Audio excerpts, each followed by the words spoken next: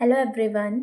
मैं हूं हिमानी और currently I am pursuing MSc agriculture genetics and plant breeding from Pantnagar university. तो अभी रिसेंटली जो मैं आपके साथ एक वीडियो शेयर करने वाली हूं वो वीडियो है हमारी लाइव स्टॉक एक्सटेंशन ऑफिसर्स की जो मीन्स ट्रेनिंग प्रोग्राम चल रहा है उसमें, जिसमें कि जो मीन्स डिफरेंट टाइप के जो इंजेक्शन्स है जैसे कि इंट्रामस्कुलर इंजेक्शन, इन सबको मतलब कैसे किसी एनिमल को, स्पेशली इस केस में डॉग में सिखाया जा रहा है कि डॉग को किस तरीके से डिफरेंट टाइप के जो इंजेक्शन्स हैं उनको अप्लाई करना है। तो अभी recently live stock extension officer का रिज़ल्ट आया था। तो इसमें हमारी जो पन्नागर यूनिवर्सिटी है इससे भी बहुत सारे स्टूडेंट्स का सिलेक्शन हुआ है और मीन्स वो एग्रीकल्चर बैकग्राउंड के हैं एंड इसमें बायो वालों के लिए ये बायो वाले एंड एग्रीकल्चर वाले दोनों इस पोस्ट के लिए एलिजिबल थे। तो भले ही जब हम एग्रीकल्चर यूनिवर्सिटी में जब एडमिशन लिया था तो वही होता है कि ज़्यादातर जो बच्चे होते हैं वो नीट एस्पिरेंट्स होते हैं, बट 2-3 साल कोचिंग करने के बाद या 2-3 अटेम्प्ट के बाद अगर नीट में नहीं हो पाता है तो, क्योंकि अगर हम नीट लेवल की प्रिपरेशन कर रहे हैं तो जो अदर उसके मतलब नीचे लेवल वाले जो एग्ज़ाम्स होते हैं वो जनरली क्लियर हो जाते हैं, तो वही बच्चे यहाँ आते हैं। और मतलब ऐसे बच्चे जो कि एग्रीकल्चर बैकग्राउंड के हैं और उन्हें एग्रीकल्चर ही परस्यू करना है, उनका जो परसेंटेज होता है वो कम होता है। बट जब एक बार कोई भी स्टूडेंट है वो एग्रीकल्चर में फील्ड में आ गए और इधर उन्होंने बीएससी एमएससी उन्होंने कर ली, तो एक वही है कि स्पेसिफिकेशन हो जाता है एग्रीकल्चर में। एंड इसके बाद बीएससी एग्रीकल्चर या एमएससी एग्रीकल्चर के बाद जो बच्चे means live stock extension officer में उन्होंने एडमिशन लिया है, तो उनके लिए मुझे न कहीं ये जो टास्क है वो काफ़ी टफ़ लग रहा है कि प्लांट्स को हैंडल करने के बाद अब वो एनिमल्स को हैंडल करने जा रहे हैं। तो इसी मतलब जो एनिमल्स को हैंडल करने में या उनके ट्रीटमेंट में इसमें मतलब कितनी डिफ़िकल्टी है वही इस वीडियो में हम देखेंगे। मतलब एक ये लेक्चर वीडियो है जो कि वहाँ पर टीचर्स जो स्टूडेंट्स हैं उनको डिफरेंट टाइप के जो ट्रीटमेंट है उनको देना सिखा रहे हैं। तो अब हम चलते हैं वीडियो की तरफ कि कैसे डिफरेंट तरीके के जो इंजेक्शन्स हैं या ट्रीटमेंट है वो एनिमल्स को देने हैं, स्पेशली डॉग को। और प्री एनेस्थेटिक एजेंट का काम करता है। एंटीसाइलागुड ऐसी मेडिसिन होती है जो कि सलाइवेशन को चेक करती है, ठीक है। नहीं तो इंट्रामस्कुलर रहेगी ना, इंट्रामस्कुलर दिया मैंने यहाँ पे। और जो अगर हम इसको अभी एट्रोपिन सल्फेट नहीं देते तो इसका बहुत ज़्यादा फ्रॉथी सलाइवेशन हो रहा होता है, तो हम कुछ काम भी नहीं कर पाते, है ना। और इसको भी प्रॉब्लम होती, डिहाइड्रेशन हो सकता था, इसको बहुत ज़्यादा सलाइवेशन हो जाता था। तो इसलिए हमने एट्रोपिन सल्फेट दिया 2 ml यहाँ पर इंट्रामस्कुलर, और 2 ml जाइलेजिन दिया। ये जनरल एनेस्थेसिया है, इसको इंट्रामस्कुलर हमने यहाँ पर दिया, ठीक है। 2 इंजेक्शन दिए, फिर ये हमको बेहोश हो गया 15 मिनट के अंदर लगा, 15 से 20 मिनट दूर से। ये एट्रोपिन सल्फेट है और इसमें जाइलेजिन था। ये हमने 3 ml वाली सिरिंज से इसको दिया, ठीक है। अब हमारे पास सबसे पहला काम है हमारा कि हमको इनसे ये देखना है कि इंट्रामस्कुलर 3 रूट ऑफ एडमिनिस्ट्रेशन होते हैं, इंट्रामस्कुलर, सबकट और इंट्रावेनस, ठीक है। तो इंट्रा सबसे पहले सबकट है ना। सबकट जो है ना हम सिंपली यहाँ पर नहीं दे सकते हैं क्योंकि यहाँ पर स्किन टाइट रहती है ना, इतना ज़्यादा फोल्ड ओपन क्लियर बनेगा नहीं, क्योंकि थोड़ा सा भी अगर सबकट मेडिसिन जो है इंट्रामस्कुलर चला जाएगा तो वो वुंड बना देगा, वहाँ पे इन्फेक्शन कर देगा। तो इसको हमने क्या किया, यहाँ पे इसकी बैक पे इसको ऐसे फोल्ड बना दिया, ये पकड़ा इसको, ये फोल्ड बन गया, दिख रहा है ना। अब ये इंजेक्शन है हमारे पास में, सपोज आइवरमेक्टिन इंजेक्शन जो है ना उसको हम सबकट देते हैं, ठीक है। आइवरमेक्टिन अभी हम इसमें एक्सपेरिमेंटल इसीलिए नहीं दे रहे हैं क्योंकि इसमें और भी मेडिसिन लगी हैं, तो कोई साइड इफेक्ट ना हो जाए, क्योंकि इसको कभी कोई मेडिसिन तो लगा नहीं है और फर्स्ट टाइम इसको मेडिसिन कोई यूज किया है, तो सभी मेडिसिन एक साथ में नहीं देना चाहिए। कभी भी कोई भी एनिमल बीमार है और आपको लग रहा है इसको ये भी देना चाहिए, ये भी देना चाहिए, ये भी देना चाहिए, एकदम ऐसा डिसीजन नहीं लेना चाहिए कि सब लगा दें उसमें, तो उस समय क्या हो जाता है, कोई रिएक्शन हो जाती है। तो जो पहले सिम्टोमेटिक है, जैसे कोई सीरियस केस आया तो हमको उसके सिम्टम के बेसिस पे पहले देखना चाहिए कि क्या क्या इसमें लग सकता है, क्योंकि कोई भी मेडिसिन अगर और थोड़ा सा भी ऊपर नीचे हो गया तो वो तुरंत सामने ही दम तोड़ देगा। तो इसलिए हमने इसको आइवरमेक्टिन अभी नहीं दिया है। अब हम इसको सबकट, जैसे कोई भी मेडिसिन देना है तो इसको यहाँ से ये सबकट इंजेक्शन का रूट है, ठीक है, इसको हम पुश कर देंगे। ये बी कॉम्प्लेक्स इसमें भरा हुआ है, इसलिए इसको हम दे नहीं रहे क्योंकि बी कॉम्प्लेक्स जो है ना सबकट नहीं देते हैं, इंट्रामस्कुलर देते हैं या आईवी देते हैं, तो अभी हम इसको इंट्रामस्कुलर देंगे, ठीक है। जब भी आइवरमेक्टिन आप दें, इसको जैसे हम निकाल ले रहे हैं, है ना, जब भी आप आइवरमेक्टिन दें तो आइवरमेक्टिन थोड़ा सा इरिटेटिंग होता है, इरिटेट करता है, तो आप उसको अच्छी तरीके से मल लें, वहाँ पर ओनर से कह दें कि मल लें आप, ठीक है, जिससे उसको इरिटेशन ना हो। एक रूट हो गया सबकट का। सेकंड रूट होता है इंट्रामस्कुलर। इंट्रामस्कुलर हम यहाँ पर भी दे सकते हैं, ये गर्दन में, नेक मसल्स में इसमें, है ना, और ये कि ये थाई मसल्स जो है, ग्लूटी मसल्स से यहाँ पर भी दे सकते हैं। इसको देखो आप फील करो, ये सब लोग थोड़ा देखो इसको, ये मसल्स जो है, ये हमारे पास में बी कॉम्प्लेक्स का इंजेक्शन है, इसको इंट्रामस्कुलर दे रहे हैं। इसको हमेशा जो इंजेक्शन है ऐसे पकड़ना चाहिए, देख रहे हैं ना आप, ये अपनी उंगली है ना, ये पोर्शन पे नहीं लगना चाहिए, नहीं तो इन्फेक्शन का डर रहेगा। अपने हाथ में कोई इन्फेक्शन है, जैसे अभी हमने बहुत काम किया है, मेरे देखो हाथ कैसे हो रहा है ना, तो इसको यहाँ पर ऐसे पकड़ लेना चाहिए, है ना, क्योंकि हम इतना ही इंजेक्ट करेंगे ऊपर वाला, ये जहाँ तक इंजेक्ट नहीं करेंगे तो ये वाला पार्ट जो है ना बाहर ही रहेगा। इसको ऐसे पकड़ेंगे, ये ग्रिप देखो प्रॉपरली आप, इसको इतना टाइट पकड़ना चाहिए कि डॉग कितना भी हिले डुले हमारा ये नहीं छूटना चाहिए। और इसका ये भी ध्यान रखना चाहिए कि ये निकला हुआ कभी ऑर्डर में ना लग जाए या खुद भी ना लग जाए और डॉग के भी कहीं दूसरी जगह पर ना लग जाए, इतना भी ध्यान हमेशा रखना पड़ता है। थोड़ा पीछे हुई है ना। अब आप ये जो मसल्स है, ये जो हमने बताया आपको, थाई मसल्स या ग्लूटियल मसल, इसको यहाँ पर ऐसे फील कर लिया हमने अंगूठे से, आप लोगों ने देख लिया अच्छे से, इसको यहाँ पर इंजेक्ट कर दिया, ठीक है। इंजेक्ट करने के बाद में एक और तरीका भी अपना सकते हैं। कई बार क्या होता है, आप शुरू में आप इसको बैक पुश भी कर सकते हैं, कहीं वैन में तो नहीं लग गया, देखो वैन में लगा होता है तो ब्लड आ जाता है, इसमें वैन में नहीं लगा हुआ है ना, ऐसा कर सकते हैं। आपको लगे कहीं ऐसा ना हो कि वेन में लग गया, तो उसके बाद में हम उसको आधा ml इंजेक्ट करेंगे, फिर अगले बैच में पूरा इसको इंजेक्ट कर देंगे। अब इसको ये कोई दूसरा करेगा, करो इंजेक्ट। 1 मिनट में इसको निकाल देता हूँ। ऐसा मैंने किया था, आप लोगों में से कौन करेगा? सर मुझे करना। आइए इधर आइए, सर इसमें एयर बबल तो नहीं? कोई निकाल दो। इतना नहीं डरते इंजेक्शन से, तो जिंदगी भर जैसे बोला था वैसे। अभी नहीं पकड़ा सही, छोड़ो। हाँ ऐसे पकड़ो, हाँ ये राइट, ये हाँ, उसको उंगली को बार-बार मत घुमाओ, ऐसे लगाओ। हाँ अभी पुश मत करना, पहले ऐसे। हाँ ये गयूरेमन बता रहा है ना, ऐसे। हाँ पहले लगाओ। पहले हाथ से मसल्स पकड़ो, वहाँ पर कहाँ मसल्स बताया था? हाँ देखो बोन है आगे, बोन में नहीं।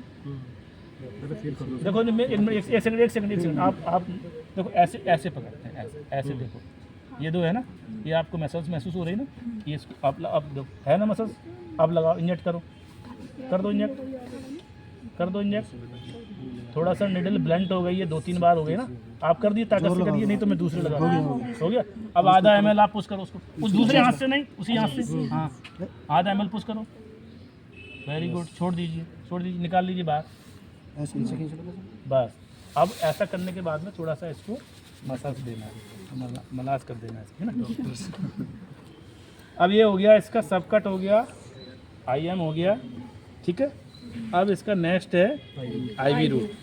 तो IV रूट के लिए हम ये स्कैल्पल सेट लाए हैं, इसको स्कैल्पल सेट बोलते हैं, SB set, scalpel van set, ठीक है। ये इसमें अभी बी कॉम्प्लेक्स हमने इंजेक्ट किया था, उसको ब्लड थोड़ा ब्लड आ रहा है, डेक्सा इंजेक्ट किया था इसमें, है ना। तो इसको देंगे अब हम इसको इंट्रावीनस देने जा रहे हैं इसको हम, है ना। स्कैल्पल सेट है ये 21 नंबर का, इसमें ये निडल है। इसमें गॉज में निडल इसकी नापी जाती है, 16 से लेकर के 24-25 तक की इसकी निडल आती है।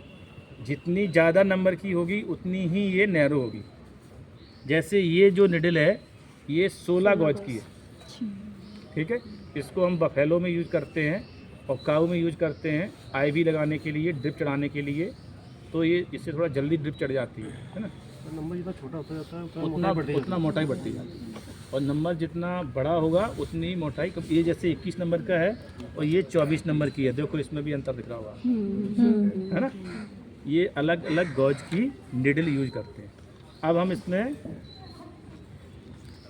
आईवी देने जा रहे हैं। मैडम आइए थोड़ा सा। जैसे ये अभी मैडम ने पकड़ा, ये वैन दिख रही है, आप महसूस कर रही हो आप, ये जो वैन दिख रहा है ना, महसूस हो रहा है ना ये वैन,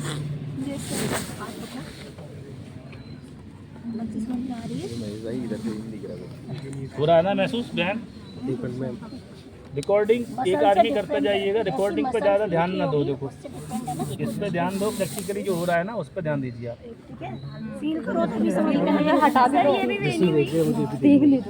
हाँ उधर रिकरेंट टार्सल वैन बोलते हैं उसको, इसको बोलते हैं सिफेलिक वैन, वहाँ पर भी लगाते हैं ना वैन। थर्ड ये होता है, फोर्थ इस साइड में होता है। 4 जगह हम ड्रिप लगाते हैं डॉग, दिख गया ना, 4 जगह डॉग में ड्रिप लगाते हैं। ये दोनों वैन बोलते हैं सिफेलिक वैन, और इसको बोलते हैं रिकरेंट टार्सल वैन, यहाँ पर भी लगा सकते हैं, ठीक है। अभी चूंकि हमने यहाँ की सेविंग कर रखी है तो उसके सभी पैर खराब नहीं करते हैं। तो आपने कैसे किया? जैसे कभी नहीं मिलती है, नहीं उसका देखो नहीं मिल रही है, कई बार दिक्कत होती है, तो उसकी प्रॉपर सेविंग करेंगे आप, प्रॉपर से आप पकड़ेंगे, थोड़ा सा ऊपर नीचे करेंगे तो पकड़ जाती है, ऐसा दिक्कत नहीं आती।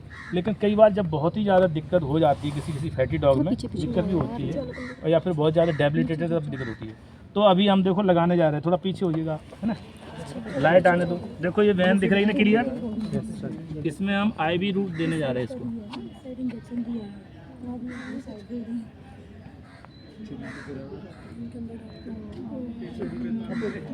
देखो लग गया ना ये, ठीक है। इधर आओ, कहाँ कौन कह रहा है कहाँ लग गया, इधर आओ, इधर आओ, सामने आओ तब तो देखेगा, सामने आओ। देखो ये लगाया मैंने और इसमें ये ब्लड आ गया है, ये इसका इंट्रावीनस हो गया है। अब हम ये हमारे पास में कुछ डेक्सा है, इसको हम थोड़ा दे करके दे देते हैं, है ना। लगाने के बाद छोड़ देना है कि स्पॉट भी लगाना है? किसको? इसको बंद कर देंगे ना। नहीं इसको अभी बंद कर दिया, नहीं तो ब्लड बाहर से यूज होने लगता है ना। अब हम इसको, चूँकि ये देख रहे हैं इंजेक्शन ब्लड आ रहा है, इसको बंद कर दिया मैंने यहाँ पे, अब नहीं आएगा, वो पहले ही गिर गया, पहले ही गिर। अब जैसे इसको हमने ये ओपन किया, अभी फोर्स से ब्लड आएगा, देखो बाहर से ये आने लगा। अब हमने ये इसमें इंजेक्शन लगा दिया। अगर ड्रिप लगाना है तो इसके साथ में ड्रिप का जो पाइप है वो अटैच कर देते हैं और बोतल को ऊपर टांग देते हैं, वो यहाँ पर इसको पट्टी से बांध देते हैं, या फिर हमारे पास सेलो टैप है उसको हम यूज़ करते हैं।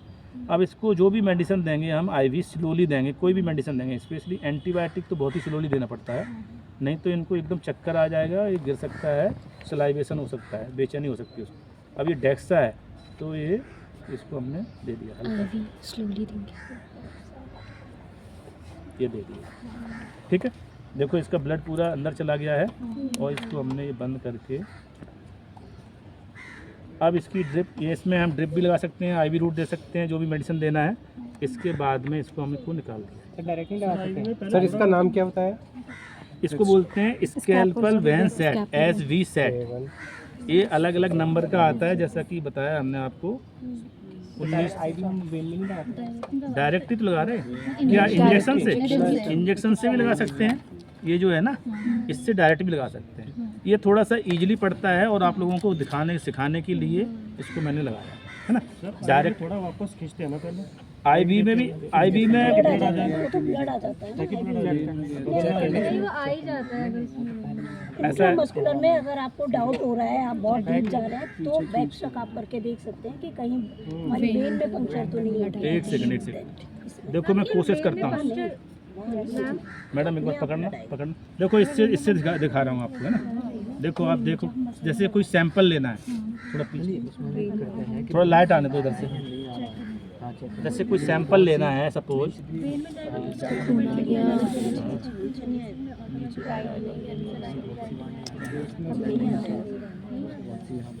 तो ब्लीडिंग हो रही ना, अब देखो 2-3 बार लग गया ना, थोड़ा एक बार कोशिश करते हैं, इससे निकल जाता है।